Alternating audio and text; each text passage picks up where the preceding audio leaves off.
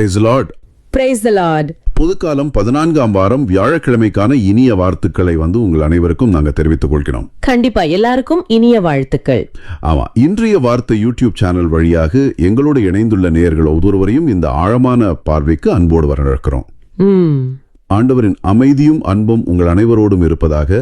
இந்த நாளின் வாசகங்கள் வழியாக ஆண்டவர் நம்மோடு பேச போகும் வார்த்தைகளுக்காக ஒரு சின்ன ஜெபத்தோடு நம்ம முதல்ல ஆரம்பிக்கலாம். நிச்சயமா எல்லாரும் கண்களை மூடிக்கொள்ளலாம். கண்டிப்பா. தந்தை, மகன், தூய ஆவியின் பெயராலே ஆமென். ஆமென்.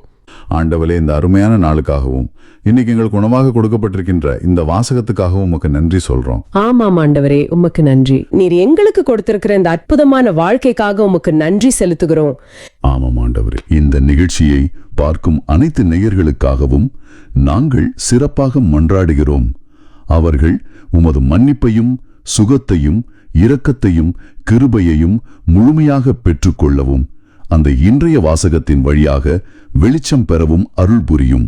சிறப்பாக சாரா ஆண் மீது இரக்கம் வையும், உமது அன்பினாலும் கருணையினாலும் அவரை சூழ்ந்து கொள்ளும். ஆமென். அவரது வாழ்வில் சுகத்தையும் பலத்தையும் சமாதானத்தையும் தந்தருளும். அவரது காலடிகளை வழிநடத்தி உமது ஒளியில் நடக்கச் செய்யும். உமது இரக்கம் அவரை எப்போதும் தாங்குவதாக. மறைப்பணியாளர்கள், திருப்பணியாளர்கள் மற்றும் நற்செய்தி அறிவிப்பாளர்களுக்காக மன்றாடுகிறோம். அவர்கள் இறையாட்சியை துணிவோடும் பரிவோடும் எடுத்துரைக்க அருள் புரியும். உண்மைதான். விசுவாசிகள் மற்றும் சமூகங்களுக்காக மன்றாடுகிறோம். அவர்கள் கிறிஸ்துவின் தூதர்களை ஏற்றுக்கொண்டு விசுவாசத்தில் புதுப்பிக்கப்பட்டு வந்து ஆண்டவரின் இரக்கத்தில் மகிழ்ந்திருக்க அருள் புரியும். வழி தவறியவர்கள், சோர்வுற்றவர்கள் மற்றும் போராடுபவர்களுக்காக மன்றாடுகிறோம். அவர்கள் மீண்டும் ஆண்டவரின் அரவணைப்பிற்கு திரும்பி அவரது ஒளியால் புதுப்பிக்கப்பட அருள் புரியும். ஆமேன். குடும்பங்கள் மற்றும் பெற்றோர்களுக்காக மன்றாடுகிறோம். அவர்கள் தங்களது பராமரிப்பில் ஆண்டவரின் கனிவான அன்பை பிரதிபலிக்க அருள் புரியும். அப்படியே திருவவைக்காக மன்றாடுகிறோம். அது மீட்பு, பரிவு மற்றும் மீட்பின் உண்மையான சாட்சியாக திகழ அருள் புரியும். எங்களது சொந்த பணிகளுக்காகவும் மன்றாடுகிறோம். எங்களது பாடல்களும் போதனைகளும் மற்றவர்கள் கிறிஸ்துவின் ஆட்சியை ஏற்றுக்கொள்வவும் ஆண்டவரின் இரக்கத்தில் நம்பிக்கை வைக்கவும் அவரது பிரசன்னத்தில் புதுப்பித்தலை தேடவும் உதவ அருள் புரியும். மற்றும் எங்களிடம் ஜெபத்தேவைகளை சொன்ன அனைவருக்காகவும் அவர்களின் நல்ல நோக்கத்திற்கான மன்றாட்டுகள் அனைத்தும் விரைவில் நிறைவேறும்படியாகவும் ஜெபிக்கிறோம். இந்த மன்றாட்டுகள் அனைத்தையும் எங்கள் சகோதரரும் ஆண்டவருமான இயேசு கிறிஸ்துவின் பேரில் திருமுன் வைக்கிறோம். எங்கள் அன்பு தந்தையே, ஆமேன். இன்றைய வாசகங்களுக்கு செவி கொடுப்போம். முதல் வாசகம். என் உள்ளம் கோபத்தை வெறுத்து ஒதுக்குகின்றது. இறைவாக்கினர் ஓசையா நூலிலிருந்து வாசகம். அதிகாரம் 11, இறைவாக்கியங்கள் 1 முதல் 4, 8c முதல் 9. ஆண்டவர் கூறியது: இஸ்ரவேல் குழந்தையாயிருந்தபோது அவன் மேல் அன்பு கூர்ந்தேன். எகிப்திலிருந்து என் மகனை அழைத்து வந்தேன். எவ்வளவுக்கு நான் அவர்களை வருந்தி அழைத்தேனோ அவ்வளவுக்கு என்னை விட்டு பிடிவாதமாய் விலகிப் போனார்கள். பாகால்களுக்கு பலியிட்டார்கள், சிலைகளுக்கு தூபம் காட்டினார்கள். ஆனால் எப்ராயிமுக்கு நடைபயிற்றுவித்தது நானே, அவர்களை கையிலேந்தியதும் நானே. ஆயினும் அவர்களை குணமாக்கியது நானே என்பதை அவர்கள் உணராமற் போனார்கள். பரிவு என்னும் கட்டுகளால் அவர்களை பிணைத்து அன்பு கயிறுகளால் கட்டி நடத்தி வந்தேன். அவர்கள் கழுத்தின் மேல் இருந்த நுகத்தை அகற்றினேன். அவர்கள் பக்கம் சாய்ந்து உணவு ஊட்டினேன். என் உள்ளம் கோபத்தை வெறுத்து ஒதுக்குகின்றது. என் இரக்கம் பொங்கி வழிகின்றது. என் சீற்றத்தின் கனலை கொட்டமாட்டேன். எப்ராயிமை அழிக்க திரும்பி வரமாட்டேன். நான் இறைவன், வெறும் மனிதன் அல்ல. நானே உங்கள் நடுவில் இருக்கும் தூயவர். ஆதலால் நான் நகர்க்கு எதிராக வரமாட்டேன். இது ஆண்டவர் வழங்கும் அருள்வாக்கு. இறைவா, உமக்கு நன்றி. பதிலுரை பாடல். திருப்பாடல்கள் 80. பாடல் வரிகள் 1ac முதல் 2b, 14 முதல் 15. பல்லவி 3b. கடவுளே, எம்மை மீட்குமாறு முக ஒளியை காட்டியருளும்.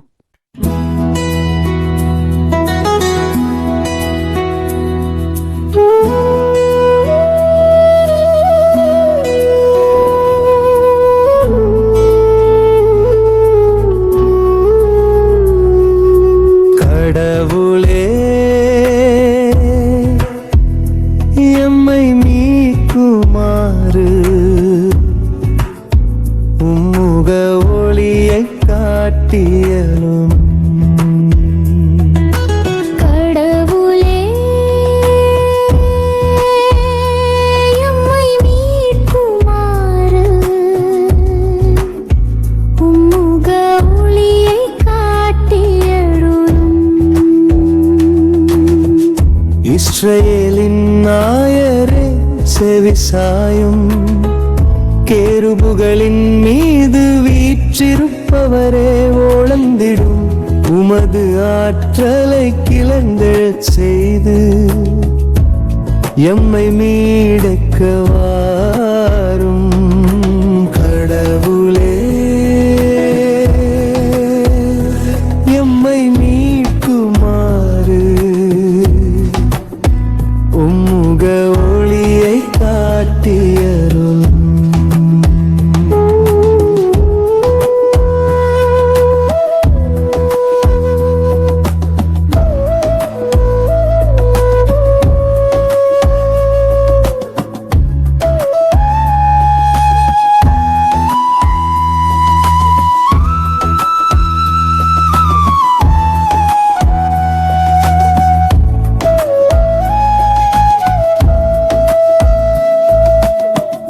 படைகளின் கடவுளே மீண்டும் மாறும். விண்ணுலகி நின்று கண்ணோக்கி பாரும். இந்த திராட்சை கொடி மீது பரிவு காட்டும். உமது வலத்தை நட்டு வைத்த கிளையை உமக்கென நீர் வளர்த்த மகவை காத்தருளும். கடவுளே எம்மை மீட்குமாறு உம்முக ஒளியை காட்டியருளும்.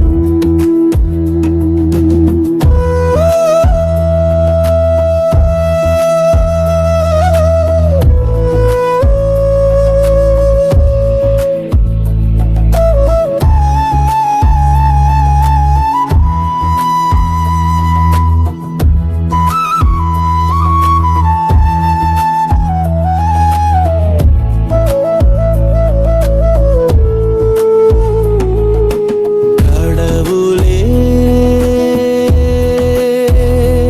எம்மை மீட்குமாறு உம்முக ஒளியை காட்டியருளும். கடவுளே எம்மை மீட்குமாறு உம்முக ஒளியை காட்டியருளும்.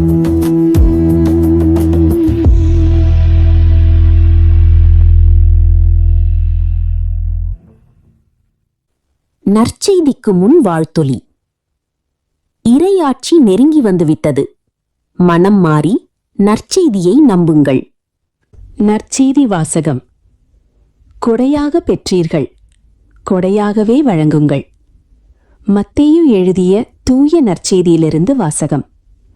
அதிகாரம் 10, இறைவாக்கியங்கள் 7 முதல் 15. அக்காலத்தில் இயேசு தம் சீடர்களை நோக்கி கூறியது, நீங்கள் சென்று விண்ணரசு நெருங்கி வந்துவிட்டது என பறைசாற்றுங்கள். நலம் குன்றியவர்களை குணமாக்குங்கள். இறந்தோரை உயிர் பெற்றெழச் செய்யுங்கள். தொழுநோயாளரை நலமாக்குங்கள். பேய்களை ஓட்டுங்கள். கொடையாக பெற்றீர்கள், கொடையாகவே வழங்குங்கள். பொன், வெள்ளி, செப்புக்காசு எதையும் உங்கள் இடைக்கச்சைகளில் வைத்துக் கொள்ள வேண்டாம். பயணத்திற்காக பையோ, 2 அங்கிகளோ, மிதியடிகளோ, கைத்தடியோ எடுத்துக்கொண்டு போக வேண்டாம். ஏனெனில் வேலையாள் தம் உணவுக்கு உரிமையுடையவரே. நீங்கள் எந்த நகருக்கோ ஊருக்கோ சென்றாலும் அங்கே உங்களை ஏற்க தகுதியுடையவர் யார் என கேட்டறியுங்கள். அங்கிருந்து புறப்படும் வரை அவரோடு தங்கியிருங்கள். அந்த வீட்டுக்குள் செல்லும் பொழுதே வீட்டாருக்கு வாழ்த்து கூறுங்கள். வீட்டார் தகுதியுள்ளவராயிருந்தால் நீங்கள் வாழ்த்தி கூறிய அமைதி அவர்கள் மேல் தங்கட்டும். அவர்கள் தகுதியற்றவர்களாயிருந்தால் அது உங்களிடமே திரும்பி வரட்டும். உங்களை எவராவது ஏற்றுக்கொள்ளாமலோ நீங்கள் அறிவித்தவற்றுக்கு செவிசாய்க்காமலோ இருந்தால் அவரது வீட்டை அல்லது நகரை விட்டு வெளியேறும் பொழுது உங்கள் கால்களில் படிந்துள்ள தூசியை உதறிவிடுங்கள். தீர்ப்பு நாளில் சோதோம் குமோரா பகுதிகளுக்கு கிடைக்கும் தண்டனையை விட அந்நகருக்கு கிடைக்கும் தண்டனை கடினமாகவே இருக்கும் என நான் உறுதியாக உங்களுக்கு சொல்கிறேன். இது கிறிஸ்து வழங்கும் நற்செய்தி. கிறிஸ்துவே உமக்கு புகழ். இன்னைக்கு நாம ஒரு ரொம்ப ஆழமான, அதே சமயம் நம்ம அன்றாட வாழ்க்கைக்கு ரொம்ப அவசியமான ஒரு தேடலுக்குள்ள போக போறோம். ஆமா, அதாவது ஆண்டவரோட நிபந்தனையற்ற அன்புனா என்ன, எந்த கைமாறும் எதிர்பார்க்காம எப்படி மற்றவங்களுக்கு கொடுக்கறது அப்படிங்கிற கேள்விகளுக்கான பதில தான் நம்ம இன்னைக்கு தேட போறோம். நிச்சயமா. ஏன்னா இன்னைக்கு நம்ம வாழ்ற உலகம் பாத்தீங்கன்னா எல்லாமே ஒரு வியாபாரம் மாதிரி ஆயிடுச்சு. உண்மைதான், ஒரு கொடுக்கல் வாங்கல் மாதிரி. ஆமா, நான் உனக்கு ஒன்னு செஞ்சா நீ எனக்கு என்ன செய்வ அப்படிங்கிற மனநிலை தான் அதிகமா இருக்கு. ஆனா இந்த வாசகங்கள் நமக்கு முற்றிலும் மாறுபட்ட ஒரு உண்மைய, அதாவது இறையாட்சி எப்படி செயல்படுது அப்படிங்கிற ரகசியத்தை நமக்கு கத்துக் கொடுக்க போகுது. சரி, இந்த ஆழமான பார்வைக்குள்ள போறதுக்கு முன்னாடி நேயர்களே கொஞ்சம் கற்பனை செஞ்சு பாருங்க. இப்போ நான் ஒரு ஸ்டோரி சொல்ல போறேன். சொல்லுங்க. நீங்க ஒரு செங்குத்தான கரடு முரடான ஒரு மலைப்பாதையில நடந்து போயிட்டு இருக்கீங்க. உங்களோட ஒரு தகப்பனும் அவரோட சிறு குழந்தையும் நடந்து வராங்க. அந்த பிஞ்சு பாதங்கள் அடிக்கடி கல்லில் தட்டி தடுமாறி விழுது. பாவம், சின்ன குழந்தை தானே. ஆமா, ஆனா அந்த குழந்தை விழும்போதெல்லாம் அந்த தந்தை கோவப்படுறதே இல்ல. மாறா தன் அன்பு கயிறுகளால குழந்தைய தூக்கி நிறுத்தி அதோட காயங்களை துடைச்சு ரொம்ப பரிவோட அரவணைக்கிறார். சில நேரங்கள்ல அந்த வலியோட ஆபத்து புரியாம அந்த குழந்தை பிடிவாதமா தந்தையோட கையை உதறி விட்டு விலகி போக பாக்குது. அப்போதும் அந்த தந்தை எந்த எதிர்பார்ப்பும் இல்லாம பொறுமையோட காத்திருந்து தன் அன்பை ஒரு கொடையாகவே வழங்கி அந்த குழந்தைய வழிநடத்துறார். இதுதான் அந்த ஸ்டோரி. ரொம்ப அழகான ஒரு ஸ்டோரி. ஆனா இது வெறும் ஒரு ஸ்டோரி கிடையாது. இதுதான் திருவிவிலியத்துல, குறிப்பா ஓசையா நூல்ல ஆண்டவர் நமக்கு காட்டுற பரிவு. ஆமா, ஓசையா இறைவாக்கினர் அதை ரொம்ப தெளிவா சொல்றார். அந்த மலைப்பாதையில நடக்கிற குழந்தை வேற யாரும் இல்ல, பாத்தீங்களா, நாம தான். இந்த வாசகத்துல ஆண்டவர் இஸ்ரேல் மக்களை பத்தி பேசும்போது பயன்படுத்துற வார்த்தைகள் என்னை பிரமிக்க வைக்குது. எந்த வார்த்தைகளை சொல்றீங்க? இஸ்ரேல் குழந்தையா இருந்த போது அவன் மேல் அன்பு கூர்ந்தேன் அப்படின்னு சொல்லிட்டு 3ஆம் வசனத்துல எப்ராயிமுக்கு நடை பயிற்றுவித்தது நானே, அவர்களை கையில் ஏந்தியதும் நானே அப்படின்னு சொல்றார். ரொம்ப ஆழமான ஒரு உருவகம் அது. ஆமா, இது எப்படின்னா, நாம ஒரு சின்ன குழந்தைக்கு சைக்கிள் ஓட்ட கத்து கொடுக்கும் போது அவங்க கீழே விழாம இருக்க பின்னாடியே ஓடி போய் பிடிப்போமே, அந்த மாதிரி ஒரு ஆழமான பாசம், ஒரு தகப்பன் அல்லது ஒரு தாயின் பாசம். ரொம்ப அழகான ஒப்புமே சொன்னீங்க. இது நடந்த காலகட்டத்தோட வரலாற்று பின்னணியே நாம கொஞ்சம் புரிஞ்சுக்கணும். அப்பதான் இது எவ்வளவு பெரிய விஷயம்னு நமக்கு தெரியும். ஓ அப்படியா? அந்த காலத்துல மக்கள் ஆண்டவரை எப்படி பார்த்தாங்க? பாத்தீங்கன்னா பண்டைய காலத்துல சுற்றி இருந்த மற்ற மத தெய்வங்கள் எல்லாமே ரொம்ப பயமுறுத்துற தெய்வங்களா, ஒரு சின்ன தப்பு பண்ணாலும் உடனே தண்டனை கொடுக்கிற எஜமானர்களாகத்தான் பார்க்கப்பட்டாங்க. ஓ, அடிமைகளை நடத்துற மாதிரி ஒரு எஜமானன். சரியா சொன்னீங்க. மக்கள் எப்பவுமே ஒரு பயத்தோட தான் அந்த தெய்வங்களை அணுகுனாங்க. ஆனா அந்த மாதிரி ஒரு காலகட்டத்துல பிரபஞ்சத்தையே படைத்த நம்ம ஆண்டவர் தன்னை ஒரு தாயை போலவும் தந்தையை போலவும் காட்டுறாரு. அன்பு கயிறுகளால் கட்டி நடத்தி வந்தேன் அப்படின்னு சொல்றது எவ்வளவு பெரிய இறையியல் புரட்சி தெரியுமா? வாவ், நிஜமாவே இது ஒரு பெரிய புரட்சி தான். அடுத்த வரியில அவர் சொல்றாரு, அவர்கள் கழுத்தின் மேல் இருந்த நுகத்தை அகற்றினேன், அவர்கள் பக்கம் சாய்ந்து உணவு ஊட்டினேன் அப்படின்னு. ஆமா, அந்த நுகத்தை அகற்றுதல் அப்படிங்கிறது எகிப்து அடிமைத்தனத்திலிருந்து அவர்களை விடுவித்ததை குறிக்குது. அதோட அந்த பக்கம் சாய்ந்து உணவு ஊட்டினேன் அப்படிங்கிற வார்த்தை இருக்கு பாருங்க, அது என்ன ரொம்ப பாதிச்சது. ஒரு மாபெரும் ஆண்டவர் தன்னுடைய உயரத்திலிருந்து இறங்கி ஒரு குழந்தையின் மட்டத்துக்கு தன்னை தாழ்த்தி உணவு ஊட்டுகிறார். ரொம்ப சரியான ஒரு பார்வை. இதை கேட்டுக்கிட்டு இருக்கிற நேயர்கள், நீங்க கொஞ்சம் உங்க வாழ்க்கையில சிந்திச்சு பாருங்க. நீங்க அறியாத தருணங்கள்ல கூட ஆண்டவர் உங்களை எப்படி கைகளில் ஏந்தி உங்கள் கழுத்தின் நுகத்தை அகற்றி உங்களை பாதுகாத்து வழி நடத்தினார் அப்படிங்கறத நினைத்து பாருங்கள். கண்டிப்பா. ஆனா இங்கதான் விஷயம் ரொம்ப சுவாரஸ்யமா மாறுது. சொல்லுங்க, என்னது? எனக்குள்ள ஒரு கேள்வி வருது. ஏன் மனுஷங்க இப்படி இருக்காங்க? ஒருத்தர் நம்ம மேல உருகி உருகி அண்டை காட்டும்போது எவ்வளவுக்கு அவர் வருந்தி அழைக்கிறாரோ அவ்வளவுக்கு நம்ம மனித இயல்பு அவரை விட்டு விலகி போகுதே, ஏன்? இது மனித உளவியலோட ஒரு இருண்ட பக்கம்னு கூட சொல்லலாம். ஆமா, வசனம் 2ல ஆண்டவர் சொல்றாரு, அவர்கள் என்னை விட்டு பிடிவாதமாய் விலகி போனார்கள், பாகால்களுக்கு பலியிட்டார்கள்னு. ஏன் இப்படி ஒரு நன்றி கெட்டத்தனமா நடந்துகிட்டாங்க? சும்மா பொழுதுபோக்குக்காகவா அவங்க சிலைகளுக்கு பின்னாடி போனாங்க? நிச்சயமா கிடையாது. இது ஏதோ திடீர்னு நடந்த ஒரு முட்டாள்தனமான முடிவில்ல. இஸ்ரேல் மக்கள் அந்த பாகால்களுக்கு பலியிட்டதன் வரலாற்று பின்னணியை நாம அலசணும். ஓ, இதுக்கு பின்னாடி வேற ஒரு காரணம் இருக்கா? ஆமா, இஸ்ரேல் மக்கள் பல வருஷமா பாலைவனத்துல பயணம் செஞ்சாங்க.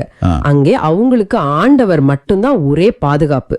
வானத்திலேருந்து மன்னா வந்துச்சு, தண்ணி கிடைச்சது. ரைட், அவங்க முழுசா ஆண்டவரை நம்பி இருந்த காலகட்டம் அது. கரெக்ட். ஆனா அவங்க வாக்களிக்கப்பட்ட தேசமான கானான் நிலத்துக்குள்ள நுழைஞ்ச உடனே அவங்க வாழ்க்கை முறை மாறுது. நாடோடிகளா இருந்தவங்க விவசாயம் செய்ய ஆரம்பிக்கிறாங்க. ஓ, விவசாயம் பண்ணும்போது சூழ்நிலை மாறுது. ஆமா, அங்கே இருந்த உள்ளூர் கானானிய மக்கள் பாகால் அப்படிங்கிற ஒரு தெய்வத்தை வழிபட்டாங்க. பாகால் அப்படிங்கிறது அப்பகுதி மக்களோட விவசாயம், மழை மற்றும் செழிப்புக்கான பொய் தெய்வம். ஓஹோ, அப்போ இந்த இஸ்ரேல் மக்களுக்கு ஒரு குழப்பம் வந்திருக்கும். நம்ம ஆண்டவர் பாலைவனத்துல நம்மளை காப்பாத்தினாரு, ஆனா இந்த கானான் தேசத்துல விவசாயம் நல்லா நடக்கணும்னா, மழை பெய்யணும்னா இந்த ஊர்க்காரங்க கும்பிடுற பாகால நாமும் கும்பிடணுமோ அப்படின்னு யோசிச்சிருப்பாங்க. மிகச்சரி. இது ஒரு விதமான பாதுகாப்பின்மை, அதாவது இன்செக்யூரிட்டி. தங்களுக்கு உடனடி தேவை கிடைக்கும், பொருளாதார செழிப்பு கிடைக்கும் என்ற ஆசையில அவங்க ஆண்டவரை ஓரமா வச்சுட்டு இந்த பாகால்களை தேடி ஓடினாங்க. இது நிஜமாவே எனக்கு ஒரு பெரிய வெளிச்சத்தை தருது.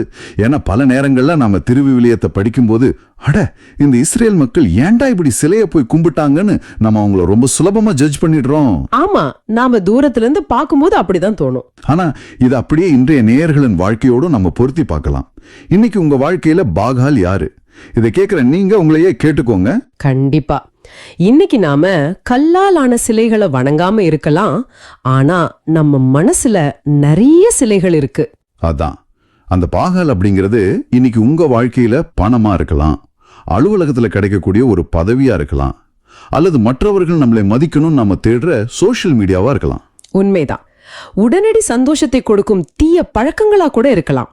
ஆமா, ஆண்டவர் உங்களை குணமாக்கினார் அப்படிங்கறது உணராம நீங்களும் உலக ஆசைகளுக்கு தூபம் காட்டுகிறீர்களா அப்படின்னு நேர்கள் அவங்களையே சிந்திக்க வைக்க வேண்டிய ஒரு தருணம் இது. இதுல உளவியல் ரீதியா இன்னொரு விஷயமும் இருக்கு. மனித மனம் எப்பவுமே விஷயங்களை தன்னோட கட்டுப்பாட்டுல, அதாவது கண்ட்ரோல்ல வச்சுக்கணும்னு நினைக்கும். ஓ, அந்த கண்ட்ரோல் விட்டு போயிடும்னு ஒரு பயம். ஆமா, ஆண்டவரோட அன்பு நிபந்தனையற்றது. ஆனா அதை ஏத்துக்க நாம முழுமையா அவர்கிட்ட சரணடையணும். சரணடைதல் மனிதர்களுக்கு பயத்தை தருது. ஆனா இந்த உலகத்தோட பாகால்கள் எல்லாமே ஒரு கொடுக்கல் வாங்கல் அடிப்படையில இயங்குது. நான் இவ்ளோ உழைச்சா எனக்கு இவ்ளோ பணம் கிடைக்கும் அப்படிங்கிற ஒரு போலி நம்பிக்கையே அது தருது. ரொம்ப ஆழமான பாயிண்ட் இது. ஆண்டவர் நம்ம கழுத்துல இருக்கிற நுகத்தை அகற்ற நினைக்கும் போது நாமே மறுபடியும் போய் வேறொரு அடிமைத்தனத்தின் நுகத்தை மாட்டிக்கிறோம். அதுதான் மனித இயல்பு. சரி, இவ்வளவு துரோகம் செஞ்சா, இவ்வளோ பிடிவாதமா நம்ம விலகி போனா ஆண்டவருக்கு எவ்வளோ கோபம் வரணும். ஆனா இந்த வாசகத்தோட அடுத்த பகுதி, அதாவது வசனம் 8 மற்றும் 9 எனக்கு பெரிய ஆச்சரியத்தை தருது. அந்த வசனங்கள் திருவுவிலியத்திலேயே ரொம்ப உணர்வு பூர்வமான வரிகள். ஆமா, என் உள்ளம் கோபத்தை வெறுத்து ஒதுக்குகின்றது, என் இரக்கம் பொங்கி வழிகின்றது அப்படின்னு ஆண்டவர் சொல்றாரு. இது படிக்கும்போது எனக்கு ஒரு சந்தேகம் வருது. சோ இதோட உண்மையான அர்த்தம் என்ன? ஆண்டவருக்குள்ளேயே ஒரு பெரிய மனப்போராட்டம் நடக்குதா? அவர் கோபப்படுறாரா இல்ல இரக்கப்படுறாரா? இது ஒரு அருமையான கேள்வி. ஆண்டவர் தனக்குள்ளேயே போராடுறாருன்னு நம்ம நினைக்க கூடாது. மனிதர்களுக்கு இறைவனின் இரக்கத்தை புரிய வைக்க அவர் மானுட மொழியில பேசுறார்.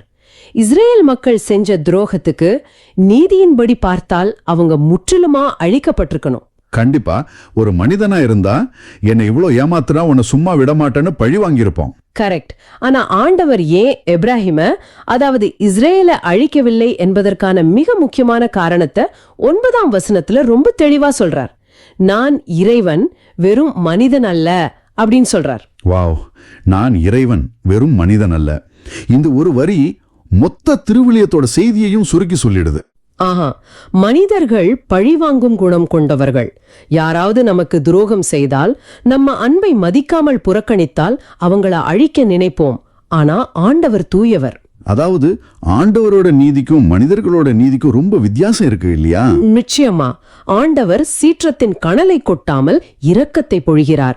அவருடைய நீதி அழிப்பதல்ல, மீட்டெடுப்பது. இது நேயர்களின் இன்றைய சவால்களுக்கு எப்படி உதவுன்னு நாம பார்க்கணும்.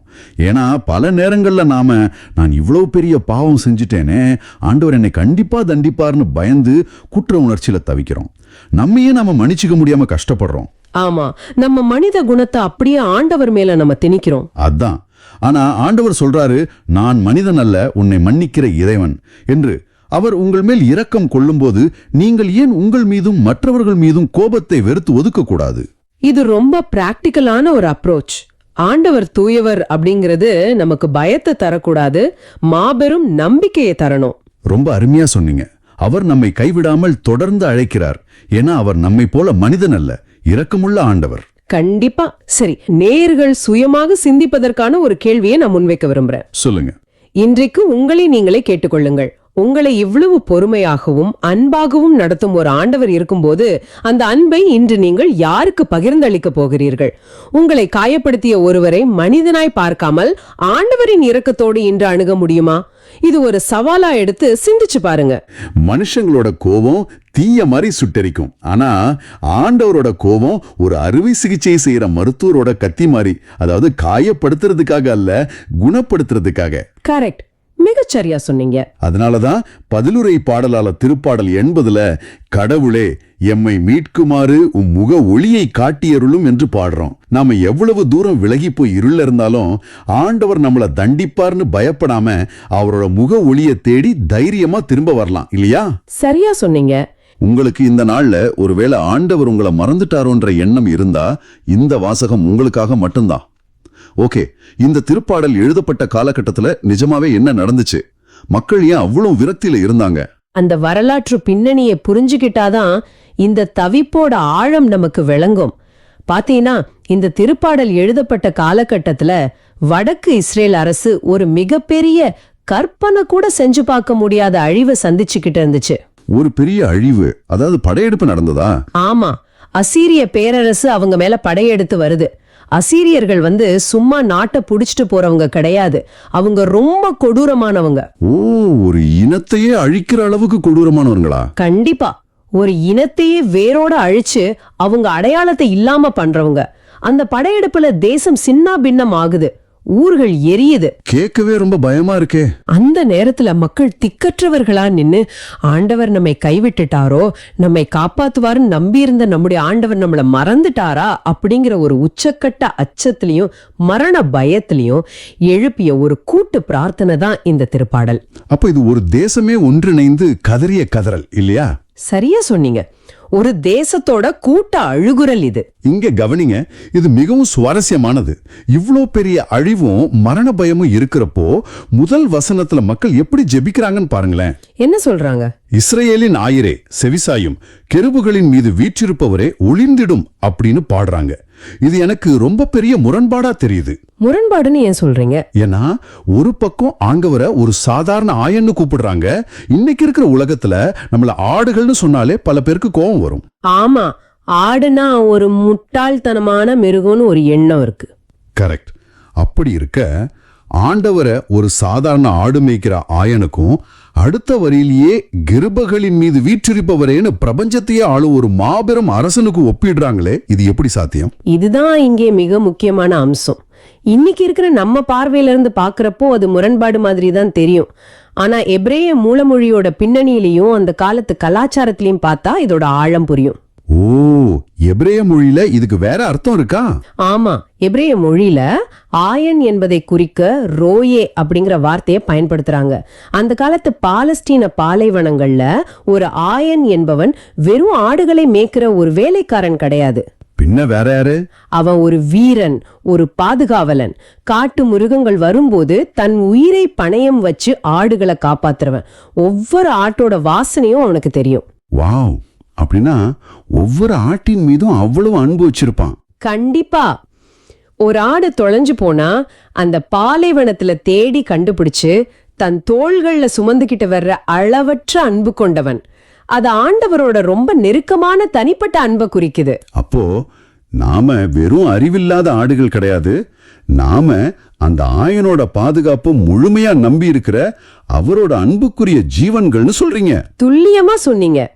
அதே சமயம் அவங்க ஏன் கெருபுகளின் மீது வீற்றிருப்பவர் அப்படின்னு சொல்றாங்க?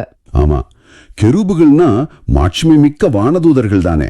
திருவிவிலிய பின்னணியில உடன்படிக்கை பேழையின் மேல் இருக்கிற உருவங்கள். சரியா சொன்னீங்க. இது எதை குறிக்குதுன்னா, ஆண்டவர் வெறும் அன்பானவர் மட்டும் இல்ல, அவர் ஒட்டுமொத்த பிரபஞ்சத்தையும் அரசர்களையும் சாம்ராஜ்யங்களையும் ஆளுகிற சர்வ வல்லமை படைத்த பேரரசர். அதாவது அந்த அசீரியர் படைகளே வந்து நின்னாலும் அவங்களையெல்லாம் ஒரு நொடியில அழிக்கக்கூடிய அளவுக்கு அதிகாரம் கொண்டவர். அதுதான் விஷயம்.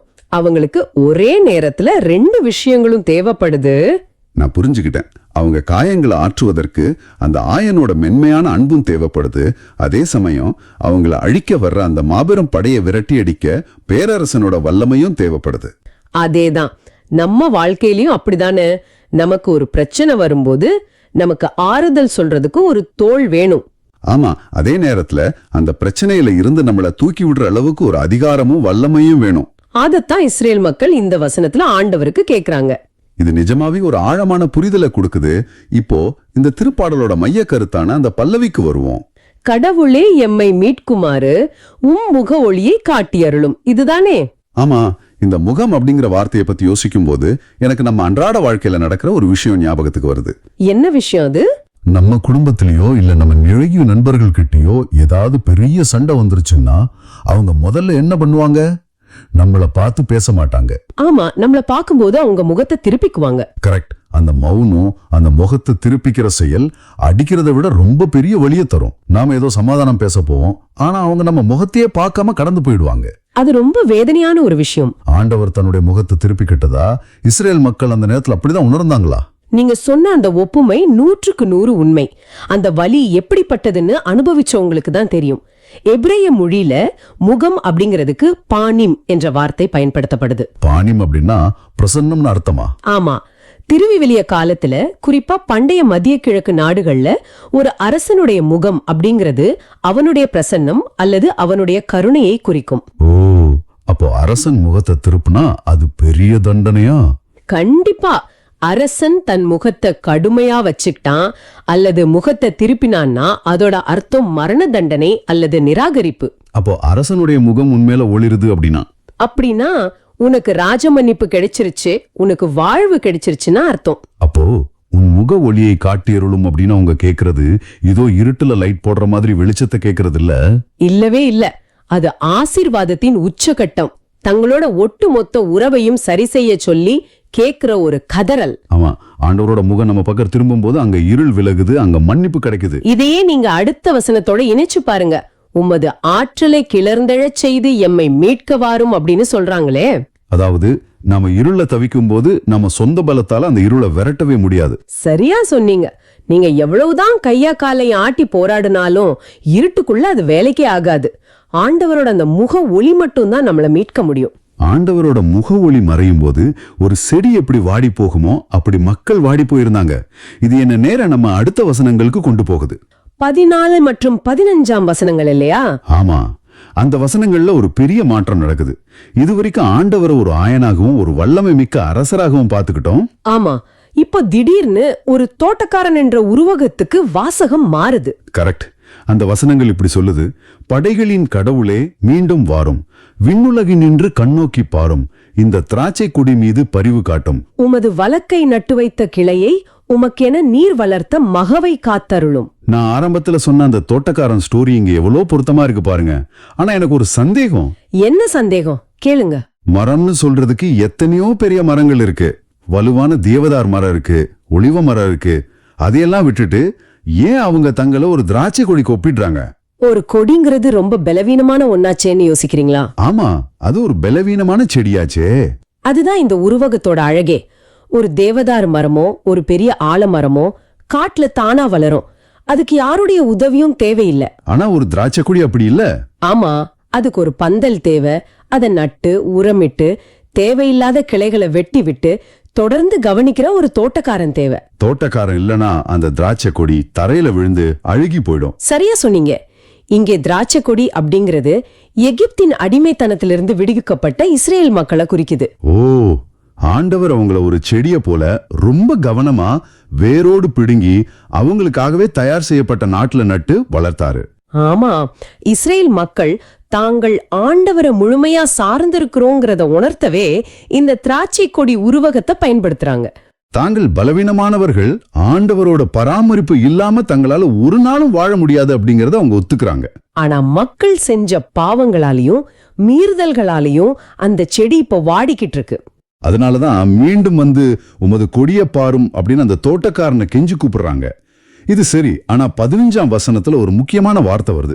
உமது வலக்கை நட்டு வைத்த கிளையை உமக்கென நீர் வளர்த்த மகவை காத்தருளும் அப்படிங்கிற வார்த்தை தானே? ஆமா, திராட்சை குடிங்கிறது ஒரு தேசத்தை குறிக்குதுன்னு சொன்னீங்க. அப்புறம் எப்படி அது திடீர்னு ஒரு மகனை அல்லது மகவை குறிக்கிற மாதிரி மாறுது? உங்களுடைய பார்வை ரொம்ப கூர்மையானது. இந்த இடத்துலதான் ஒரு மிகப்பெரிய இறையல் உண்மையும் ஒரு இறை வாக்கும் வெளிப்படுது. ஓ, இது ஒரு இறைவாக்கா? ஆமா, பழைய ஏற்பாட்டுல இஸ்ரேல் தேசத்தை குறித்த அந்த திராட்சை கொடி உருவகம் புதிய ஏற்பாட்டுல நேரடியாக இயேசு கிறிஸ்துவ சுட்டி காட்டுது. அதாவது இஸ்ரேல் மக்கள் ஆண்டவரோட திராட்சை கொடியாக இருந்து பலன் கொடுக்க தவறிட்டாங்க. கரெக்ட். அதனாலதான் யோவான் நற்செய்தியில இயேசு ரொம்ப தெளிவா சொல்றாரு, நானே உண்மையான திராட்சை செடி, என் தந்தை திராட்சை தோட்டக்காரர் அப்படின்னு. வாவ்! இஸ்ரேல் தேசம் சாதிக்க முடியாதத ஆண்டவரோட வழக்கையாக வந்து அவரோட ஒரே மகன் இயேசு கிறிஸ்து நிறைவேற்றினார். ஆமா, இந்த திருப்பாடல் ஆசிரியர் பல நூற்றாண்டுகளுக்கு முன்பாகவே மனித குலத்தோட மீட்பு ஒரு தேசத்தின் மூலமாக அல்ல, மாறாக ஆண்டவருடைய சொந்த மகன் வழியாகத்தான் வரப்போகுதுங்கிறத இறைவாக்காக உரைத்திருக்கிறார். சிலுவையில தன்னை அர்ப்பணித்த அந்த உண்மையான திராட்சை செடியின் வழியாகத்தான் இன்னைக்கு ஒட்டுமொத்த மனித குலமும் மீட்கப்பட்டிருக்கு. இது ரொம்பவும் வியப்பான ஒரு விஷயம். கண்டிப்பா. சரி, இது எப்படி நம்ம நேயர்கள் தங்களுடைய இன்றைய வாழ்க்கையோட தொடர்பு படுத்துவது? நேயர்களே, உங்க வாழ்க்கையில நீங்க சந்திக்கிற சவால்கள் என்ன? நீங்க வேலை செய்யற இடத்துல தீர்க்கவே முடியாத ஒரு நெருக்கடியை சந்திக்கலாம். அல்லது உங்க குடும்ப உறவுகள்ல ஒரு பெரிய விரிசல் இருக்கலாம். ஆமா, அல்லது ஆண்டவர் என்னை விட்டு ரொம்ப தூரம் போயிட்டாரு, என் ஜெபத்துக்கு பதிலே இல்ல அப்படின்னு ஆன்மீக ரீதியா ஒரு பாலைவனத்துல நிக்கிற மாதிரி நீங்க உணரலாம். அந்த திராட்சை கொடியை போல நீங்களும் வாடி போய் தனித்து விடப்பட்டதா உணர்றீங்களா? அந்த உணர்வு ரொம்ப நிஜமானது. ஆனா அந்த மாதிரி சமயங்கள்ல நம்ம சொந்த பலத்தை நம்பி நம்ம போராடுறதை விட இந்த திருப்பாடல் ஆசிரியர்கிட்ட இருந்து நம்ம கத்துக்க வேண்டிய ஒரு முக்கியமான பாடம் இருக்கு. அது என்ன பாடம்? அது என்னன்னா, உரிமையோட ஆண்டவரோட மன்றாடுவது. அவர் எப்படி மன்றாடுறார் பாருங்க. ஆமா, விண்ணுலகில் நின்று கண்ணோக்கி பாரும், உமது முக ஒளியை காட்டியருளும் அப்படின்னு கெஞ்சுவதோடு மட்டும் நிக்காம ரொம்ப உரிமையா ஆண்டவரை கூப்பிடுறார். நாமும் அதே உரிமையோடு, ஆண்டவரே, நான் உம்மால் நடப்பட்ட செடி, உம் முக ஒளிய என் மேல, என் குடும்பத்தின் மேல, என் வேலை ஸ்தலத்தின் மேல வீச செய்யும் அப்படின்னு மன்றாடணும். ரொம்ப சரி. நாம ஏதோ காட்டுல தானா முளைச்ச செடிகள் கிடையாது. ஆண்டவரால நேரடியாக நட்டு வைக்கப்பட்ட கிளைகள் நாம. யோவான் நற்செய்தியில இயேசு சொன்னது போல அவர் உண்மையான திராட்சை செடி, நாம அதோட கிளைகள். நம்மளுடைய வேர் இயேசு கிறிஸ்துவுல ஆழமா பதிஞ்சிருக்கு. அதனால உங்க வாழ்க்கையில எவ்வளவு பெரிய புயல் வந்தாலும், எவ்வளவு கடுமையான நெருக்கடிகள் வந்தாலும் நீங்க ஒடிந்து போக மாட்டீங்க. நீங்க காய்ந்து போக மாட்டீங்க. ஏன்னா உங்களை நட்டு வளர்த்த தோட்டக்காரன் உங்களை ஒருபோதும் கைவிட மாட்டான். உங்க வேர் ஆண்டவரோட இணைந்திருக்கும் வரைக்கும் உங்களுக்கு தேவையான வாழ்வு அவர்கிட்ட இருந்து உங்களுக்கு வந்துட்டே இருக்கும். ரொம்ப சரியான வார்த்தைகள். நேயர்களே, கொஞ்சம் யோசிச்சு பாருங்க. இன்றைய நவீன உலகத்துல நாம பலவிதமான ஒளிகளை தேடி ஓடிக்கிட்டு இருக்கோம். நம்ம முகத்தை அதிக நேரம் எங்க வச்சுக்கிட்டு இருக்கோம்னு பார்த்தா முகநூல் வெளிச்சங்கள்லயும் டிஜிட்டல் திரைகளோட ஒளியிலையும் தான். ஆமா, உண்மைதான். அந்த திரைகள் தரக்கூடிய தற்காலிக வெளிச்சம் நமக்கு அமைதியை தந்துருமான்னு தேடுறோம்.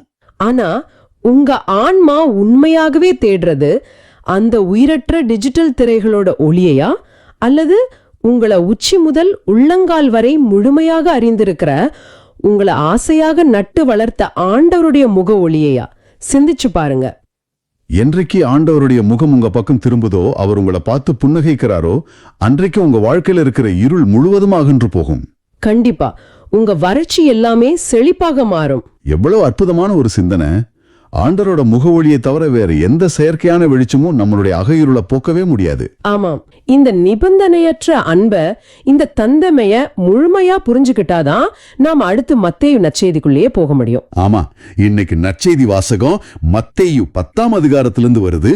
ஏன்னா ஆண்டவர் நம்ம மேல எவ்வளவு அன்பு வச்சிருக்காருன்னு நம்ம உணர்ந்துகிட்டா அந்த அன்பை மத்தவங்களுக்கு எப்படி கொண்டு போறதுங்கிற பெரிய பொறுப்பு நமக்கு வந்துருது. இந்த வாசகத்தை நாம சும்மா மேலோட்டமா பார்த்தோம்னா ஏதோ ஒரு ஆன்மீக பயணத்துக்கான விதிமுறைகள் மாதிரி தான் நமக்கு தெரியும். ஆமா, ஒரு லிஸ்ட் மாதிரி இருக்கும். ஆனா அதோட பின்னணியில் இருக்கிற வரலாற்று சூழலையும் மூல மொழியோட அர்த்தத்தையும் பார்க்கும்போது இது மனித மனதோட ஆழமான உளவியலை தொடர மாதிரி இருக்கு. இயேசு தம் சீடர்களை பார்த்து, நீங்க சென்று விண்ணரசு நெருங்கி வந்துவிட்டது என பறைசாற்றுங்கள் அப்படின்னு சொல்லிட்டு தான் அவங்கள அனுப்புறார். ஒரு நிமிஷம், இங்கேதான் எனக்கு ஒரு பெரிய சந்தேகம் வருது. விண்ணரசு நெருங்கி வந்து விட்டது அப்படின்னு சொல்லும்போது நேயர்கள் உட்பட நாமெல்லாம் என்ன நினைச்சிட்டு இருக்கோம்? என்ன நினைக்கிறோம்? விண்ணரசுன்னா நாம இறந்து போன பிறகு மேகங்களுக்கு மேல போக போற ஒரு இடம்னு தான் பலரும் நினைச்சிட்டு இருக்கோம். அப்படி என்றால் சீடர்கள் போய் நீங்க சீக்கிரம் சாக போறீங்க, அதுக்கான இடம் ரெடி ஆயிடுச்சு அப்படின்னா சொல்றாங்களா?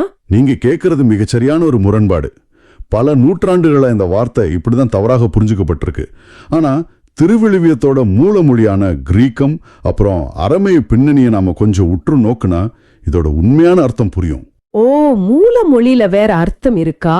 ஆமா, அரமேய மொழியில இயேசு இதை கூறும்போது மல்குத் ஷமாயிம் அப்படின்னு சொல்லியிருப்பார். மல்குத் ஷாமாயிம் அப்படின்னா என்ன? இதோட நேரடி அர்த்தம் என்னன்னா ஆண்டவரோட ஆட்சி அல்லது ஆண்டவரோட ஆளுகை. அதாவது ஆண்டவரோட குணப்படுத்தும் வல்லமை, அவருடைய நீதி, அவருடைய அபரிமிதமான அன்பு, இதெல்லாம் எதிர்காலத்துல என்றோ ஒரு நாள் நாம இறந்த பிறகு வரப்போற ஒரு இடம் கிடையாது. ஓஹோ, அது இந்த நொடியில இங்கேயே உங்களோடு இருக்கிற உங்க அன்றாட வாழ்வோட யதார்த்தம். இது நேயர்களுக்கு உணர்த்துறது தான் இயேசுவோட முக்கிய நோக்கம். அப்படி என்றால் நாம இறந்து மேகங்களுக்கு போறது விண்ணரசே இல்ல, ஆண்டவரோட ஆளுகைய இப்போதே இங்கேயே அனுபவிக்கிறது தான் விண்ணரசா? இது இத்தனை நாளா நாம நினைச்சிட்டு இருந்ததே தலைகீழா மாத்துது. கண்டிப்பா அது ஒரு பெரிய ஆன்மீக புரட்சி தான். விண்ணரசு வந்துடுச்சுன்னா ராஜா வந்துட்டார்னு அர்த்தம். அவருடைய வல்லமை இங்க நம்ம கண் முன்ன செயல்பட ஆரம்பிச்சிடுச்சு. அதனாலதான் அடுத்த வரியில இயேசு நலம் குன்றியவர்களை குணமாக்குங்கள், இறந்தோரை உயிர் பெற்றெழச் செய்யுங்கள், தொழுநோயாளரை நலமாக்குங்கள், பேய்களை ஓட்டுங்கள் அப்படின்னு அந்த விண்ணரசின் செயல்பாடுகளை சொல்றாரா? மிக துல்லியமா பிடிச்சிட்டீங்க. அந்த ஆளுகை வந்துடுச்சு அப்படிங்கிறதுக்கான அடையாளங்கள் தான் இந்த குணமளிக்கும் செயல்கள். இருள் விலகி ஒளி வந்துடுச்சுன்னு சொல்ல வார்த்தைகள் மட்டும் போதாது, செயல்களும் வேணும். ஆமா, அதை பார்த்தாலே தெரியும் இல்லையா? அது போலதான் இதுவும். இதெல்லாம் சொல்லிட்டு இயேசு ஒரு முத்தாய்ப்பான வார்த்தையை சொல்றார். கொடையாக பெற்றீர்கள், கொடையாகவே வழங்குங்கள் அப்படின்னு. ஆனா இது நடைமுறைக்கு சாத்தியமா? இன்றைய காலத்துல இலவசம்னு எதுவுமே இல்லையே. ஏன் அப்படி சொல்றீங்க? இப்ப பாருங்க, ஒரு பாட்டில் தண்ணி வாங்குறதுல இருந்து நம்முடைய உறவுகள்ல காட்டுற அன்பை கூட அளந்து அவங்க நமக்கு என்ன செஞ்சாங்கன்னு கணக்கு பார்த்து அதுக்கு தகுந்த மாதிரி தானே நம்ம கொடுக்கறோம். அது உண்மைதான். எல்லாம் பொருளாதார பரிமாற்றமா மாறிவிட்ட இந்த சூழல்ல கொடையாக வழங்குங்கள் அப்படிங்கறத நேர்கள் எப்படி புரிஞ்சுக்கிறது? நீங்க சொல்ற இந்த சிக்கல் இன்றைய காலத்துக்கு மட்டும் உரியதில்ல. மனித மனம் எப்பவுமே ஒரு வியாபாரி போலதான் சிந்திக்கும். நான் உனக்கு இதை கொடுக்கறேன், நீ எனக்கு என்ன தருவாய் அப்படிங்கிறது தான் மனித இயல்பு. ஆமா, கிவ் அண்ட் டேக் பாலிசி தான். ஆனா இயேசு இங்கே பொருளாதார பரிமாற்றத்தை பத்தி பேசல. அவர் பேசுறது விலை மதிக்க முடியாத ஆன்மீக கொடைகளை பத்தி. நாம ஆண்டவரிடமிருந்து என்ன பெற்றோம் அப்படிங்கறத கொஞ்சம் சிந்திச்சு பாருங்க நேயர்களே. நாம செஞ்ச தவறுகளுக்காக அவர் நமக்கு அளித்த மன்னிப்பை நாம ஏதாவது விலை கொடுத்து வாங்கினோமா? அல்லது அவர் நம்மீது காட்டுகின்ற அந்த நிபந்தனையற்ற அன்புக்கு நாம தகுதியானவர்கள் தானா? நிச்சயமா இல்ல. அந்த மன்னிப்பும் அன்பும் நமக்கு எந்த தகுதியும் இல்லாம இலவசமாக கிடைச்சதுதான். அதே தான் சீடர்களும் செய்யணும்னு அவர் எதிர்பார்க்கிறார். நீங்க ஆண்டவரிடமிருந்து எப்படி எந்த எதிர்பார்ப்பும் இல்லாம எந்த தகுதியும் இல்லாம மன்னிப்பையும் அன்பையும் பெற்றீர்களோ அதையே பிறருக்கும் கொடையாக வழங்குங்க. அப்போ நாம மத்தவங்கள மன்னிக்கிறது கூட ஒரு கொடைதானா? கண்டிப்பா. இன்னைக்கு நம்ம நேயர்கள் சந்திக்கிற மிகப்பெரிய சவாலே இதுதான். நமக்கு துரோகம் செஞ்ச ஒருத்தரை மன்னிக்கிறது, நம்மை காயப்படுத்திய குடும்ப உறவுகளிடம் மீண்டும் அன்பு செலுத்துறது, இதெல்லாம் நம்ம எப்படி செய்யறோம்? அவங்க என்கிட்ட மன்னிப்பு கேட்கட்டும், அப்புறம் நான் மன்னிக்கிறேன் அப்படின்னு நாம நிபந்தனை விதிக்கிறோம் இல்லையா? ஆமா, அப்படி இல்லாம பெற்றதை அப்படியே கொடையாக வழங்குறது தான் விண்ணரசின் உண்மையான அடையாளம். நீங்க சொல்றத பார்த்தா நமக்கு கிடைச்ச அந்த ஆன்மீக பொக்கிஷங்களை, அமைதிய மன்னிப்ப நாம பதுக்கி வைக்க கூடாதுங்கிறது புரியுது. சரி, ஆனா நடைமுறையில ஒரு கேள்வி வருது. இப்படி எந்த பலனையும் எதிர்பார்க்காம எல்லாத்தையும் இலவசமாவே கொடுத்துட்டா சீடர்களோட அன்றாட பாடு என்ன ஆகுது? அவங்க எப்படி சாப்பிடுவாங்க, எப்படி பயணம் செய்வாங்க? நல்ல கேள்வி. அதனாலதான் இயேசு அடுத்ததா பயணத்தோட சுமைகளை பத்தி பேசுறாரா? ஆமா, அது ஒரு மிக முக்கியமான கட்டம். மத்தேயு 10ஆம் அதிகாரம் 9-10 வசனங்களை நம்ம கூர்ந்து கவனிக்கணும். இயேசு ஒரு பெரிய பட்டியலே போடுறாரு. என்ன பட்டியல் அது? பொன், வெள்ளி, செப்பு காசு எதையும் உங்கள் இடைக்கச்சைகளில் வைத்துக் கொள்ள வேண்டாம். பயணத்திற்காக பையோ, 2 அங்கிகளோ, மிதியடிகளோ, கைத்தடியோ எடுத்துக்கொண்டு போக வேண்டாம் அப்படின்னு கூறுறார். இதத்தான் என்னால புரிஞ்சுக்கவே முடியல. ஒரு பணிக்காக நீண்ட தூர பயணத்துக்கு போறவங்களுக்கு குறைந்தபட்ச தேவைன்னு ஒண்ணு இருக்குமே.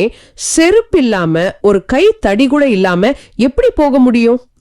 இயேசு வாழ்ந்த அந்த முதல் நூற்றாண்டுல பயணம் செய்யக்கூடிய பல தத்துவ ஞானிகள் இருந்தாங்க.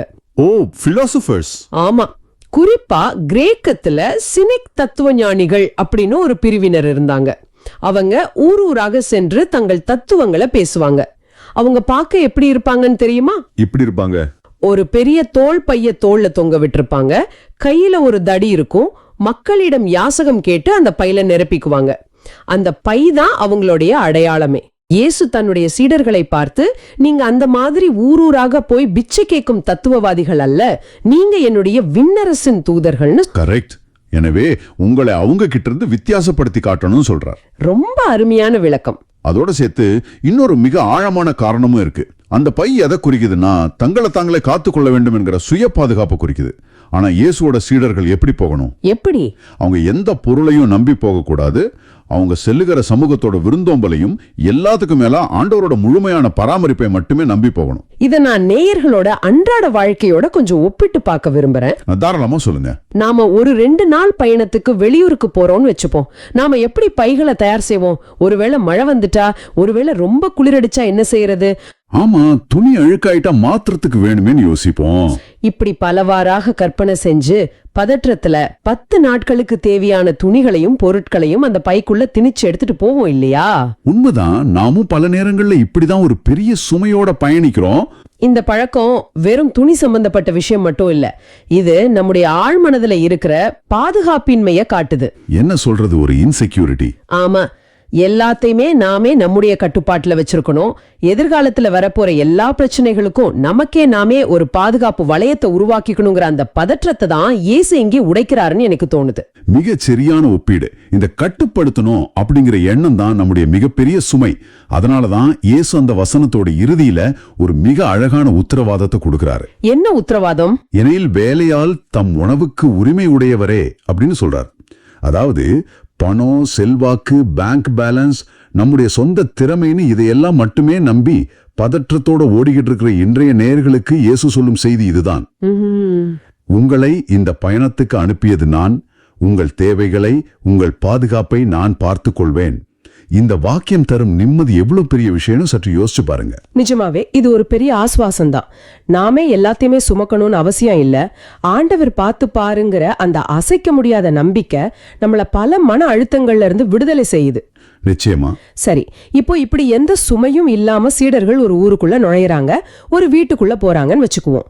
மத்தேயு 10ஆம் அதிகாரம் 11 முதல் 13 பகுதிகள்ல ஒரு வீட்டுக்குள்ள செல்லும் போது வீட்டாருக்கு வாழ்த்து கூறுங்கள் அப்படின்னு இயேசு சொல்றாரு. என்ன வாழ்த்து சொல்றார்? அவர் சொல்றது அமைதி அப்படிங்கிற வாழ்த்து. ஆனா இது நாம சாதாரணமா வழியில பாக்குறவங்க கிட்ட சொல்ற வணக்கம் போன்ற சம்பிரதாயமான வாழ்த்தல்ல. ஓ, அதுக்கும் மேலையா? ஆமா, இதோட மூல மொழியான அரமேயத்துல இது ஷாலோம் அப்படின்னு அழைக்கப்படுது. ஷாலோம்னா பொதுவா சண்டை சச்சரவு இல்லாம அமைதியா இருக்கிறதுன்னு தானே அர்த்தம். அது மட்டும் இல்ல, யூத பின்னணியில ஷாலோம் அப்படிங்கிறது மிக ஆழமான ஒரு ஆன்மீக வார்த்தை. எந்த குறையும் இல்லாத ஒரு முழுமையான நல்வாழ்வு, குடும்பத்தோட செழிப்பு, உடல் மற்றும் மன ஆரோக்கியம், கடவுளுடான ஒரு சரியான உறவு, இவை அனைத்தையும் உள்ளடக்கியதுதான் ஷாலோம். வாவ்! சீடர்கள் ஒரு வீட்டுக்குள்ள நுழையும் போது ஏதோ வெறுமனே வார்த்தைகளை உதிர்க்கல. அவங்க கடவுளோட அந்த முழுமையான நல்வாழ்வை அந்த வீட்டுக்குள்ள ஒரு பரிசா கொண்டு போறாங்க. இத நினைக்கும் போது என் மனசுல ஒரு ஆழமான கேள்வி வருது. சொல்லுங்க, என்ன கேள்வி? இந்த ஷாலோம் வாழ்த்தைய நாம சொல்லும் போது எதிர்த்தரப்புல இருக்கிறவங்க அதை ஏத்துக்கலன்னா என்ன ஆகுது? அதாவது அவங்க நிராகரிச்சா? ஆமா, சீடர்கள் அந்த வீட்டுக்கு போய் முழுமையான நல்வாழ்வை வாழ்த்தாக கூறுறாங்க. ஆனா அந்த வீட்ல இருக்கிறவங்க இவங்கள மதிக்காம தரக்குறைவா நடத்தினாலோ அல்லது நிராகரித்தாலோ என்ன நடக்கும்? பொதுவா நாம ஒருத்தருக்கு நல்லது செய்ய போய் அவங்க நம்மள நிராகரிச்சா நமக்கு கோவமோ மனச்சோர்வோ பயங்கரமான வருத்தமும் வரும் தானே. இந்த நிராகரிப்பை இயேசு எப்படி கையாள சொல்றார்? இயேசுவோட இந்த உளவியல் மற்றும் ஆன்மீக புரிதல் ரொம்பவே அபாரமானது.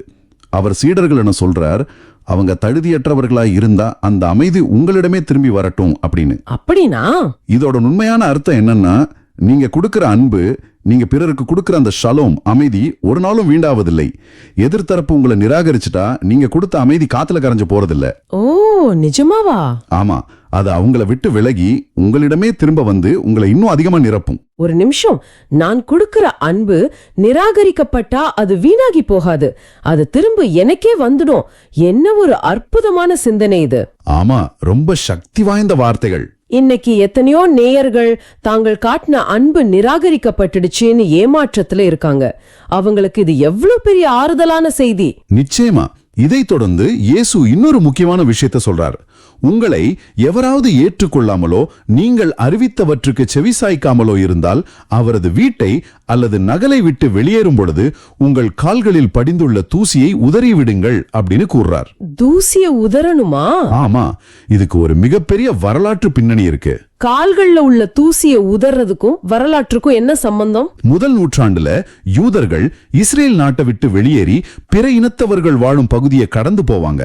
சரி. அப்படி பயணம் முடிஞ்சு மீண்டும் தங்கள் சொந்த எல்லைக்குள் நுழையும் போது அவங்க ஒரு சடங்கு செய்வாங்க.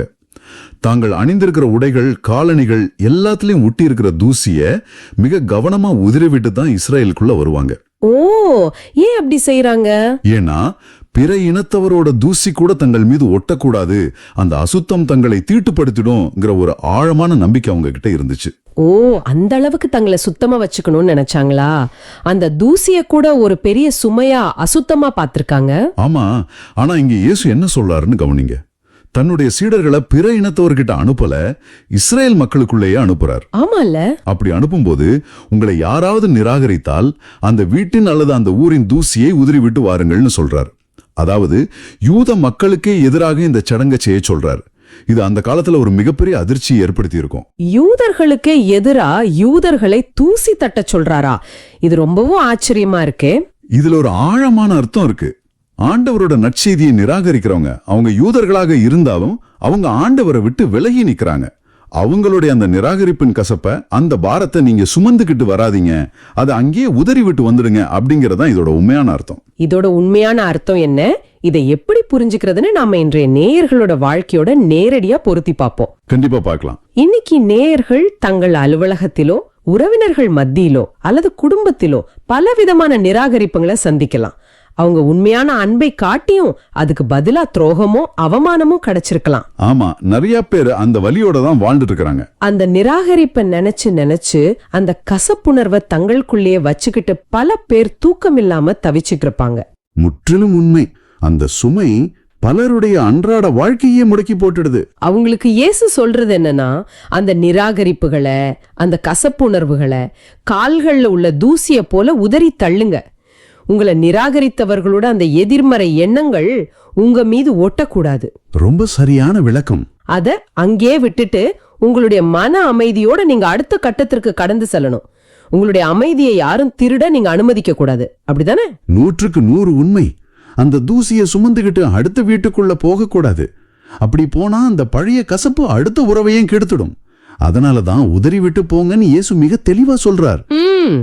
சோதோம் குமோரா நகரங்கள் என்றாலே அங்கு நடந்த ஒழுக்கக்கேடான விஷயங்களால தான் அந்த நகரங்கள் அழிஞ்சதுன்னு பலரும் நினைச்சிட்டு இருக்காங்க. ஆனா அது மட்டும் தானா காரணம்? இயேசு ஏன் அந்த நகரங்களை இங்கே குறிப்பிடுறார்? இது மிக முக்கியமான கேள்வி. திருவிவிலியத்துல எசேக்கியேல் இறைவாக்கினர் புத்தகம் 16ஆம் அதிகாரம் 49ஆம் வசனத்தோட அடிப்படையில நாம பார்க்கும்போது, சோதோம் குமோரா நகரங்களின் அழிவுக்கு காரணம் வெறும் ஒழுக்கக்கேடு மட்டும் இல்ல. வேற என்ன காரணம்? அந்த மக்களுக்கு அபரிமிதமான செல்வம் இருந்துச்சு, பிரச்சுர உணவு இருந்துச்சு, எல்லாத்துக்கும் மேல ஒரு பெரிய அகந்தை இருந்துச்சு. ஆனா அவங்க ஏழைகளுக்கும் தேவையில இருந்தவங்களுக்கும் உதவி செய்யல, குறிப்பா தங்கள் ஊருக்கு வந்தவங்களை கொடுமைப்படுத்தினாங்க, விருந்தோம்பல மறுத்தாங்க. வந்தவங்களை நிராகரிச்சதுதான் அவங்க செஞ்ச மிகப்பெரிய பாவம். ஓ, விருந்தோம்பல மறுத்தது அவ்வளோ பெரிய பாவமா? அப்படி என்றால் ஆண்டவரோட அமைதியையும் நற்செய்தியையும் கொண்டு வரும் தூதர்களை ஒரு நகரம் நிராகரிக்குதுன்னா அவங்க ஆண்டவரோட அன்பையே, அதாவது முழுமையான அந்த இறையாட்சியையே நிராகரிக்கிறாங்கன்னு அர்த்தம். ஆமா, அதனாலதான் இயேசு இதை இவ்ளோ தீவிரமான ஒரு எச்சரிக்கையா சுட்டி காட்டுறார் இல்லையா? கட்டாயமா. ஆண்டவரோட அமைதியை மறுக்கிறதுங்கிறது ஏதோ ஒரு சாதாரண மனிதனை அவமதிக்கிறது போன்றதல்ல. அது தங்களுக்கு கிடைச்ச மிகப்பெரிய நிலைவாழ்வுக்கான கொடைய குப்பையில தூக்கி போடுறதுக்கு சமம். அருமையான விளக்கம். நேர்களே, சற்று நேரம் உங்களுடைய சொந்த வாழ்க்கையை திரும்பி பாருங்க. இன்னைக்கு நீங்க உங்களை சுற்றி கட்டி எழுப்பி இருக்கிற எந்த தேவையற்ற சுமைய, எந்த பழைய கசப்புணர்வின் தூசியை உதறி எறிய போறீங்க? உங்க அமைதியை திருடுற அந்த பழைய நினைவுகளின் தூசியை உதறி விட்டு ஆண்டவரோட முழுமையான ஷலோம் அமைதியை உடுத்திக்கொள்ள நீங்க தயாரா? கொஞ்சம் யோசிச்சு பாருங்க. மிக ஆழமான ஒரு சிந்தனை. நேர்களே, நீங்க ஒவ்வொருவரும் இந்த கேள்வியை உங்க உள்ளத்துல கேட்டு பாருங்க. இன்றைய இந்த செய்தி உங்க வாழ்வுல முழுமையா செயல்படணும்னு நாங்களும் தொடர்ந்து ஜெபிக்கிறோம். இப்போ ஆரம்பத்துல நாம பேசின அந்த ஓசையா நூலோட இதை இணைச்சு பார்த்தா படம் ரொம்ப தெளிவா தெரியுது. ஓசையா நூல்ல பார்த்தோம், இஸ்ரேல் மக்கள் பிடிவாதமா விலகி போனாலும் ஆண்டவர் எப்படி தன்னோட அன்பு கயிறுகளால அவங்களை கட்டி இழுத்தார்னு. ஆமா, அந்த ஆண்டவரோட பிரதிபலிப்பா தான் நாம உலகத்துக்கு போகணும். நாம எந்த பாதுகாப்பும் இல்லாம ஆண்டவரோட பராமரிப்பை மட்டும் நம்பி போகணும். நம்மள நிராகரிக்கிற இடத்துல கூட கோபத்தை காட்டாம தூசியை உதறிட்டு நம்ம சமாதானத்தோட நடக்கணும். அதான் உண்மை. நம்ம வேலை அன்பை கொடையா வழங்குறது மட்டுமே. பலனை ஆண்டவர் பார்த்துப்பார். நீங்க உங்க வாழ்க்கையில எந்த பாதையில போயிட்டு இருந்தாலும் சரி, ஆண்டவரோட அந்த அன்பு கயிறு உங்களை இறுக்கி பிடிச்சிருக்குங்கிறத மட்டும் எப்பவும் மறந்துடாதீங்க. நேர்களே, இன்று உங்களுக்குள்ளாகவே சிந்தித்து பார்க்க ஒரு ஆழமான கேள்வியை நாங்க முன்வைக்கிறோம். கொஞ்சம் யோசிச்சு பாருங்க. ஆண்டவர் உங்களுக்கு கொடையாக வழங்கிய அன்பையும் இரக்கத்தையும் நீங்க எப்படி உங்க அன்றாட வாழ்வுல மற்றவர்களுக்கு கொடையாக வழங்க போறீங்க? இது ஒவ்வொருத்தரும் கேட்க வேண்டிய கேள்வி. நீங்க நல்லது செய்ய போய் நிராகரிக்கப்படும் போது அந்த கசப்புணர்வை சுமக்காமல் தூசியை உதறிவிட்டு உங்க சமாதானத்தை காத்துக்கிட்டு நம்பிக்கையோடு தொடர்ந்து நடக்க தயாரா இருக்கீங்களா? இந்த கேள்விக்கான பதில உங்க மனசுக்குள்ளேயே தேடி பாருங்க. நிச்சயமா ஆண்டவர் உங்களை வழி நடத்துவார். நேயர்களே, இன்றைய வாசகத்தின் வழியா நாம கற்றுக்கொண்ட இந்த உண்மைகளை மனசுல ஆழமா பதிய வச்சு ஒரு நிறைவு ஜெபத்தை ஏறெடுப்போம். அன்பான ஆண்டவரே, உமது எல்லையற்ற இரக்கத்திற்காகவும் நீர் எங்களை அன்பு கயிறுகளால் கட்டி நடத்துவதற்காகவும் நன்றி கூறுகிறோம். இருளில் தவிக்கும் எங்கள் நேயர்கள் ஒவ்வொருவர் மீதும் உமது முக ஒளியை வீசச் செய்யும். அவர்கள் வாழ்வு செழிக்கட்டும். எங்கள் பிடிவாதங்களை மாற்றி உமது தூய அன்பை மற்றவர்களோடு பகிர்ந்து கொள்ள எங்களுக்கு அருள்தாரும். கண்டிப்பா. ஆண்டவர் தாமே உங்க சுமைகளை இறக்கி வச்சு உங்க பாதங்கள்ல படிந்துள்ள கசப்புணர்வின் தூசிகளை துடைத்து உங்களை முழுமையான அமைதியால் நிரப்புவாராக. எங்கள் ஆண்டவராகிய இயேசு கிறிஸ்துவின் பெயரால் மன்றாடுகின்றோம். ஆமேன். ஆமேன். இந்த ஆழமான பார்வை உங்களுக்கு பயனுள்ளதாக இருக்குதுன்னு நினைச்சா மற்றவங்களுக்கு இந்த வீடியோவை ஷேர் பண்ணுங்க. நற்செய்தியின் தூதராக இறையாட்சியை எடுத்துரைங்க. நன்றி. மீண்டும் நாளை சிந்திப்போம். இயேசுவுக்கே புகழ். அன்னை மரியே வாழ்க. இயேசுவுக்கே புகழ். அன்னை மரியே வாழ்க.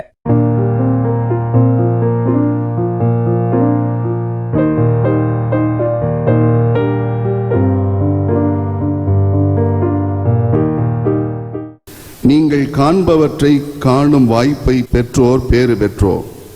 ஏனெனில் பல இறைவாக்கினர்களும் அரசர்களும் நீங்கள் காண்பவற்றை காண விரும்பினார்கள், ஆனால் அவர்கள் காணவில்லை. நீங்கள் கேட்பவற்றை கேட்க விரும்பினார்கள், ஆனால் அவர்கள் கேட்கவில்லை என நான் உங்களுக்கு சொல்கிறேன்.